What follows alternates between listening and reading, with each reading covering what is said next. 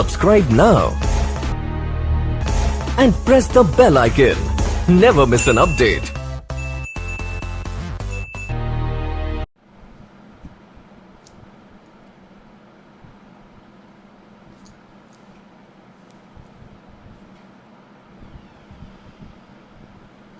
Good morning, friends. We are all going through a very difficult, serious phase of the coronavirus, and this serious phase is happening throughout the globe. Countries with very good cultural and economic maturity, like Germany from the Eurozone, South Korea, Japan, Taiwan, could contain it considerably, and almost they are back to normal business. Whereas a very powerful economy, the global leader like the USA, is still fighting.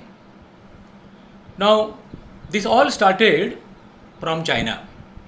But then if I analyze the entire global scenario very broadly, I need to come to a conclusion, right or wrong, that it has been also an indirect war, a kind of, I would say, conflict between the communist capitalism from a country like China and crony capitalism from a country like USA. Under the pressure of crony capitalism, perhaps the public governance in USA, its economic and business modeling, everything got a backseat. And with that kind of economic, social and political arrogance, perhaps the USA could not realize the very seriousness of the coronavirus. Whereas if you look at smaller countries in terms of size, population, military power and so on, Japan, South Korea, Taiwan, even I would say Germany, they could do well. Now this also sounds to another conclusion, and that is, as I said, cultural maturity, social maturity. Now, if you bring this example to India, where are we when it comes to fighting coronavirus? We are doing reasonably well, looking at our resources which are available to us. The kind of population in terms of quantity and even I would say social quality of we people that is available to us. The politics that is happening for several years when it comes to economic and business modeling. On this background, we are doing okay, reasonably okay. But yet there are serious issues, serious problems. So therefore, let me quickly come to some observations here. What has happened now, what the corona has taught us, and what may happen and what should happen post-corona. Number one, we must realize that the geopolitical issues, the geopolitical competition may not be limited to traditional conventional warfare. Now there are guesses. No one is very, very clear about who started corona. Was it accidental or deliberate? We do not know. But the very first observation is, are countries ready for such issues, such global problems? Are we ready socially, culturally, economically, and more important is scientifically? Where is our collective scientific temperament? Now, there is no corona solution that is in sight right now. We are all trying for it. So, that is number one. Number two, the business spread, the economic spread. So companies after companies are realizing, although networking has been benefiting us, that in terms of shareholder value appreciation, we have been looking at countries which are cost-wise cheap, countries which offer better employee productivity, countries which offer tax concessions and holidays. And therefore, most of the gigantic companies from the developed nations especially, economies especially, some 3 decades back went for a networking business model. Now they have realized, what they have realized, that there has to be a geographical spread of their economic activities, and that too closer to their hometown, their home country. This is second realization, that you cannot over depend on one singular source of raw material, one singular source of import and export, one singular source of financial and operational investment, and vice versa, of course. That we need to have a kind of a well spread business mix, geographical mix, fiscal mix, and so on. This also is a learning from this corona kind of a period corona kind of a problem. The third learning is also very, very important. Is what? Germany could survive, could contain, and doing reasonably okay. So also South Korea, and of course then, as I said, Japan and Taiwan. It comes back to what? Social infrastructure.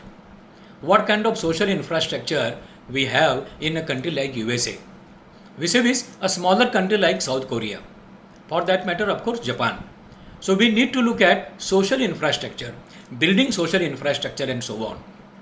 What is the medical policy, public health policy of a great country called USA, vis-a-vis the public health policy of the second best democratic country like India?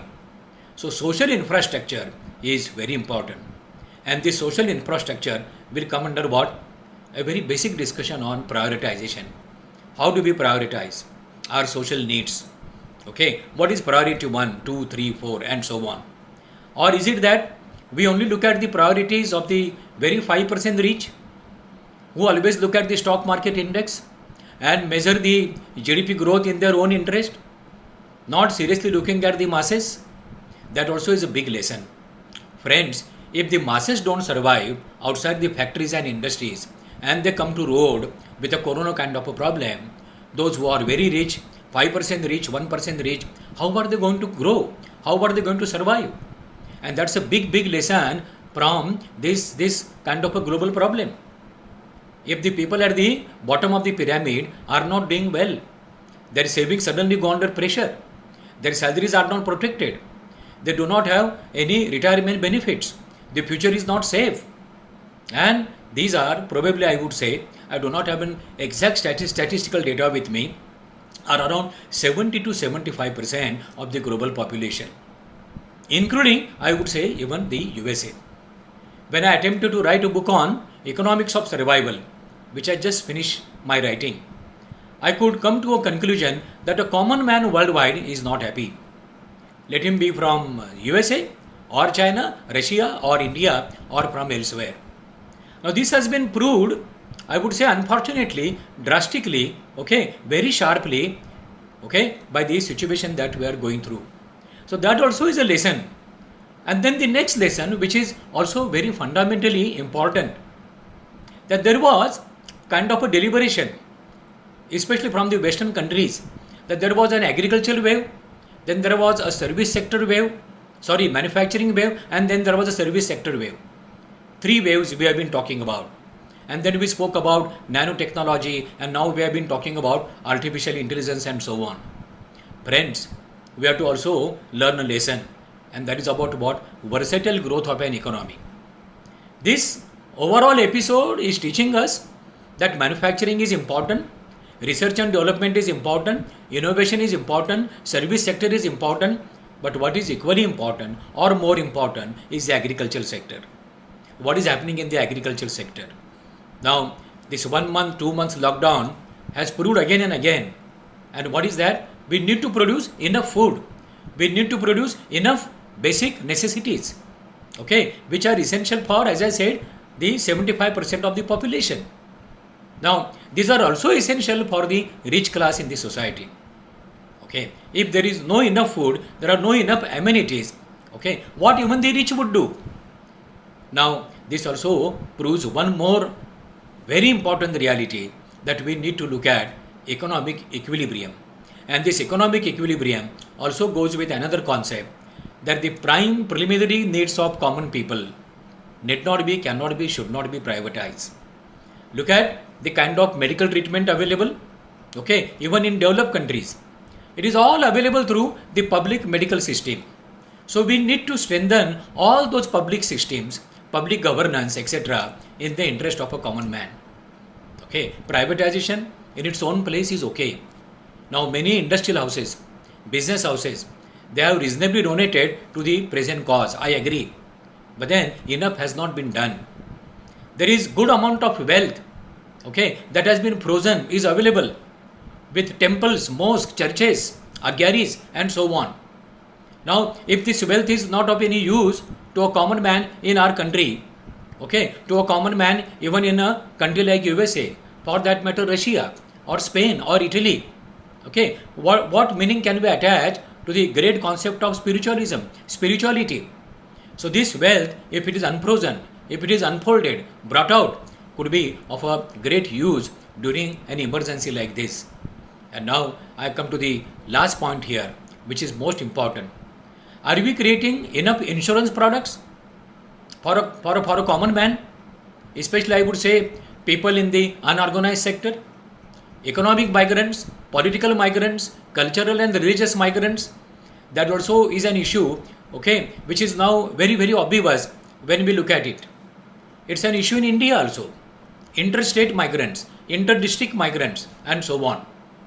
Now, we have to look at the economic welfare, social welfare through very suitable insurance products, investment products. We have to also look at the definition of poverty itself.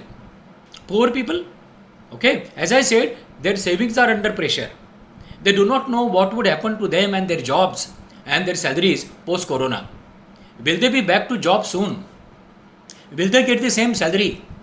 And then on the other side, I agree that quite a good amount of workforce may not come back to factories very soon, even after the corona is done. Why? Because there would be a worry. They worry in their families. And therefore, the manufacturing development, picking up the manufacturing sector, even the service sector also is going to be little uncertain. Now this again comes back to what? We have to also look at domestic, local size economies, district level economies, village level economies, and that equilibrium somewhere we lost in the entire race of what? Urbanization. People coming from villages, tehsils and talukas to bigger cities. Okay, not just for jobs, for a different lifestyle that would give me malls, departmental stores, frozen food, okay, and of course the rat race. Now this also will have to be looked into, especially when you look at two bigger cities worldwide, that is New York and Mumbai. What is happening in these two cities? The corona impact.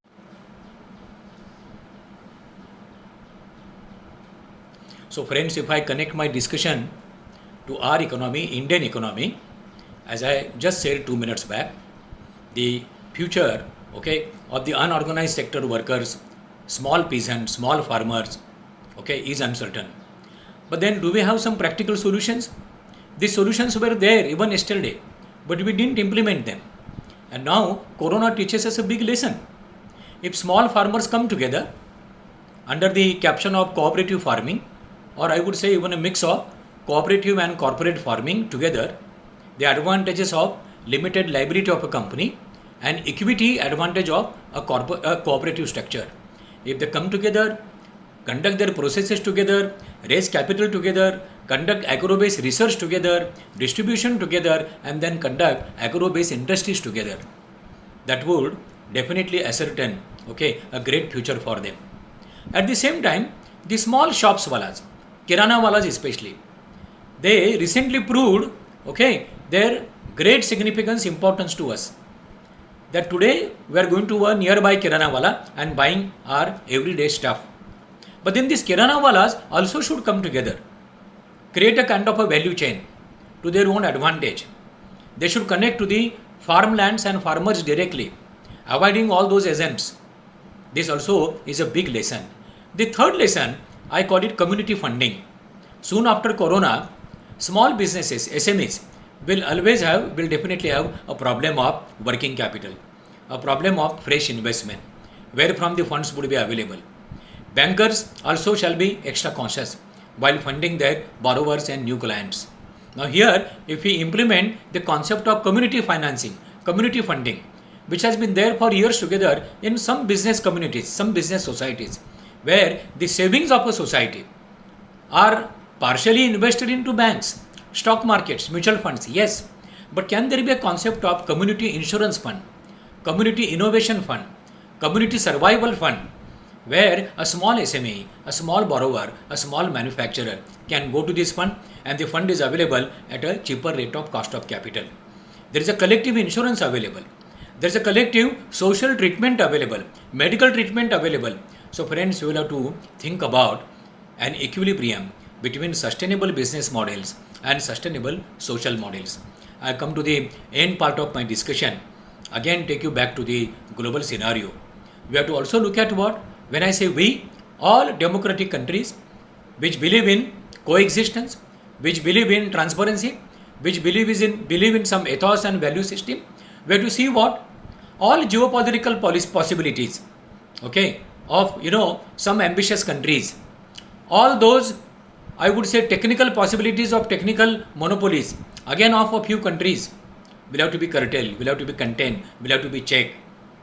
Like tomorrow, if a solution that becomes very visible and it is made available to manage corona, okay, we have to also look at what? The very basic concept of patenting and copywriting. Are there certain commodities, solutions, processes, services which are of a great use to a common man, people at the bottom of the pyramid? In my opinion, philosophically, in the interest of the globe, if the global economy is to survive, countries like America, Eurozone, for that matter South Korea, China, Russia, okay, these big countries will have to also look at what? The very purpose of patenting and copywriting. So researches, intelligence, intellectual properties, right? I agree, there has to be a concept of individual freedom, entrepreneurship, growth in wealth. But on the other side, the corona has taught us that the growth is possible, the prosperity is possible if all of us together collectively survive. And this is what is the biggest lesson from this corona event. Friends, if at all I might have made some wrong statements, unacceptable or debatable statement, please forgive me. This was my quick reflection, okay, on the very corona episode and what may happen and what should happen post corona. Thank you very much.